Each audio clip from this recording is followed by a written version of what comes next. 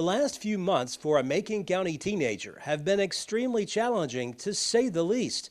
After being accidentally shot in the back of the neck by a family member, by the grace of God, Ty Swindle is still alive. And as you're about to see, he's making progress each and every day. It's a day Ty Swindle and his mom Stacy will never forget. Easter Sunday, 2020. And me and my brother were coming home. We went home, and of course we were downstairs. And I was getting ready to go upstairs, and by the time I reached the stairs, I didn't know what was going on. I just remember asking barely any questions like what happened. And I remember just kind of seeing white and hearing like a little beeping noise, kind of like a buzzing noise. But a couple days later, I found out in the hospital that I was shot in the back of the neck, which is a very high injury in your spine. But I didn't know necessarily what was going on or how it really happened. So I just started to ask questions, but couldn't really do it. I had a ventilator down my throat, so it was hard to ask questions. I got a phone call, and of course, they just said that Ty had been shot, and of course, as a mom or anybody else, you're thinking, oh gosh, because I was told at the time he'd been shot in the back of the head. So, of course, I thought the worst. I couldn't help but to think the worst. It was just terrifying. I mean, I've never felt anything like that in my life, and I hope I never do again. I don't know. I just prayed all the way to the hospital that he would be okay, and, I don't know. It was terrible. After the accident, Ty spent several weeks at Vanderbilt, weeks where he had to learn to be patient with what had happened to him. After I found out, I never even saw it coming, didn't know what was going on.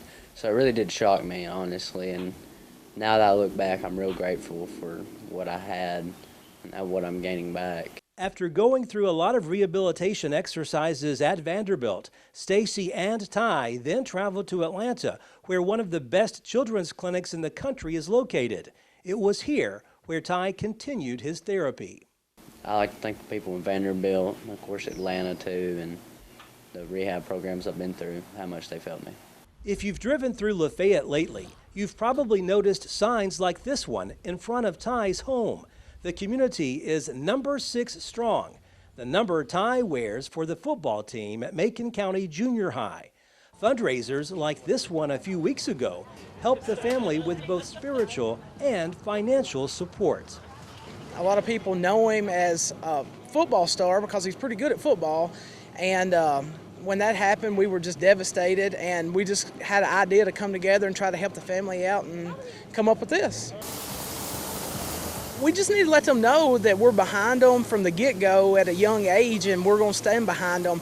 I 100% think that Ty's going to rebound from this and get back to his normal self, but we're going to be behind him 100% and just let him know we're here for him.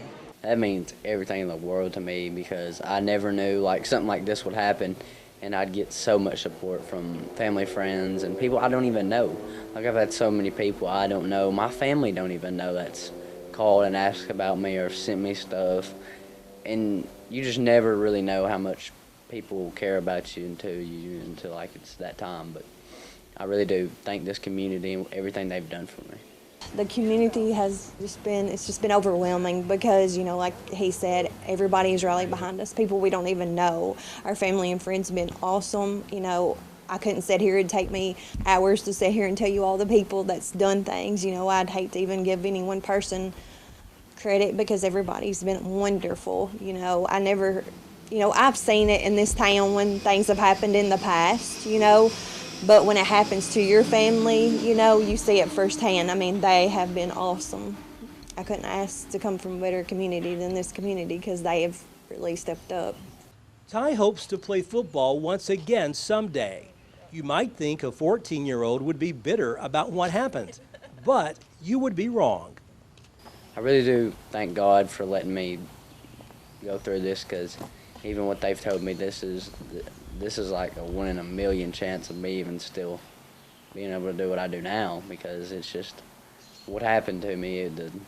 my injury is like very high up in my spinal cord, and it's cut off some things, but I'm just getting better, and I like to thank God for that, and the community and everybody else for backing me up in this situation. When it happened, of course, you thank God because my child's been saved. I know where he's going, but still, you want him to make a full recovery. You do. But, just like I tell him, we have to deal with what God's give us. We can't ask the what ifs or whys, and because we don't have those answers. But we just have to deal with what God's give us, and we're going to do that.